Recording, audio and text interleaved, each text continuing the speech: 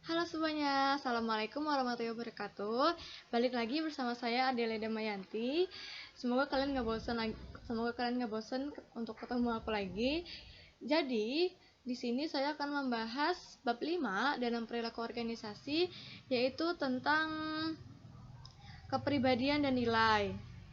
Nah, apa sih kepribadian itu dan apa sih nilai itu? Nah, jadi kita akan mempelajari kepribadian dan nilai itu di bab 5 ini. Nah, sebelumnya ini ada pokok-pokok bahasan, yaitu pokok bahasan ini itu yang akan kita bahas di materi ini atau yang akan kita pelajari di bab 5 ini. Yang pertama itu ada mengenal kepribadian. Nanti di sini kita akan mencari tahu tentang pengertian kepribadian, mengukur kepribadian, terus karakteristik kepribadian itu bagaimana, modelnya seperti apa, dan lain sebagainya. Lalu kita akan mempelajari nilai juga. Kita akan mengetahui pengertian nilai, sistem nilai, pembentukan nilai, dan mengenal dimensi nilai.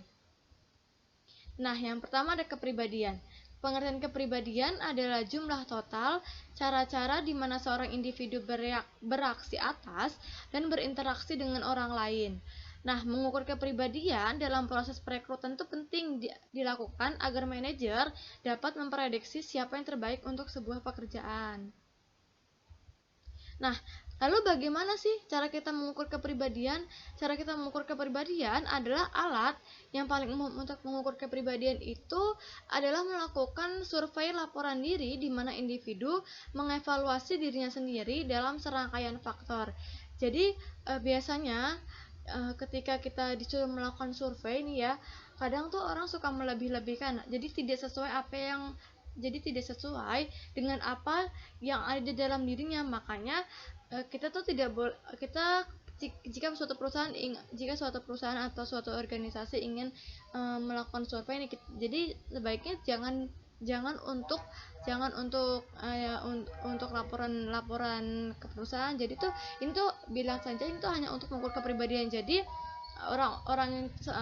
seseorang itu benar-benar mengukur kemampuannya sendiri tanpa melebih-lebihkan. Lalu selanjutnya ada faktor pembentuk kepribadian. Nah, faktor pembentuk kepribadian ini ada dua nih, ada faktor hereditas atau faktor keturunan. Lalu yang kedua ada faktor lingkungan.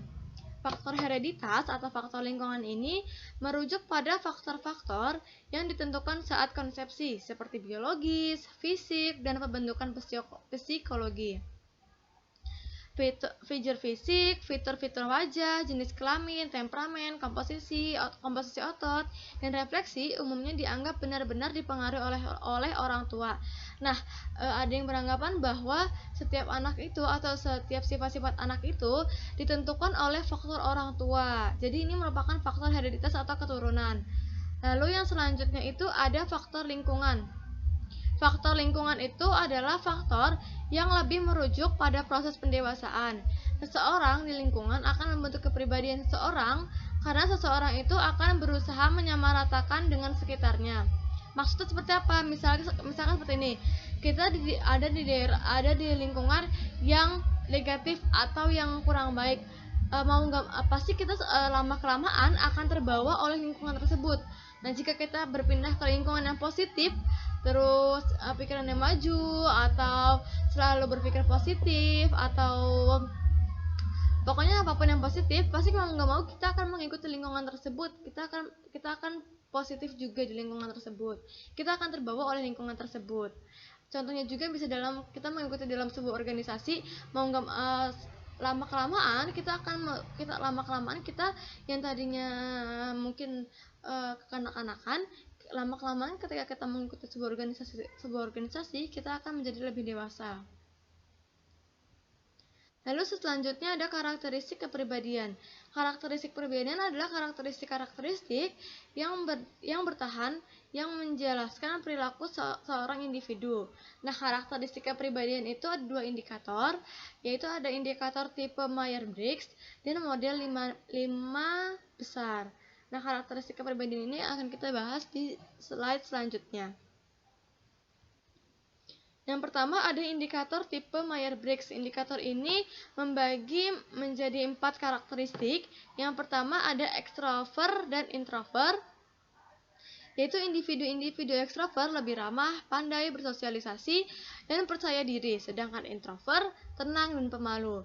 Lalu yang kedua ada perasa dan intuitif, yaitu tipe ini tipe perasa praktis serta memiliki rutin dan urutan. Mereka fokus pada detail, sedangkan intuitif bergantung pada proses tidak sadar. Lalu selanjutnya ada pemikir dan merasakan. Tipe yang memikirkan biasanya menggunakan penalaran logika dan untuk dalam menangani masalah. Lalu, tipe yang merasakan berpegang pada nilai dan emosi pribadi. Lalu ada penilaian dan penerima, yaitu tipe yang menilai, menginginkan kendali dan memilih urutan dan struktur. Sedangkan tipe penerima lebih spontan.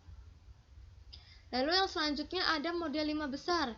Model 5 besar itu mengkarakteristikan menjadi 5. Yang pertama itu ada ekstraversi, yaitu sebuah dimensi kepribadian yang menjelaskan seseorang yang mampu bersosialisasi, ekspresif, dan percaya diri. Lalu yang selanjutnya ada keramahan, yaitu sebuah dimensi kepribadian yang menjelaskan seseorang yang baik, kooperatif, dan mempercayai. Lalu yang selanjutnya ada kehati-hatian, yaitu sebuah dimensi kepribadian yang menjelaskan seseorang yang bertanggung jawab, dapat diandalkan, dan teratur. Lalu yang selanjutnya ada stabilitas emosional, yaitu sebuah dimensi kepribadian yang mengkarakteristikan seseorang tenang dan percaya diri. Lalu selanjutnya ada keterbukaan dan pengalaman, yaitu sebuah dimensi kepribadian yang mengkarakteristikan seseorang dari sisi imajinasi, sensitif, dan rasa ingin tahu. Nah, selanjutnya ada nilai. Apa sih pengertian nilai itu? Nilai itu adalah keyakinan dasar bahwa sebuah mode tindakan spesifik atau akhir dari keberadaan lebih diinginkan secara pribadi atau sosial.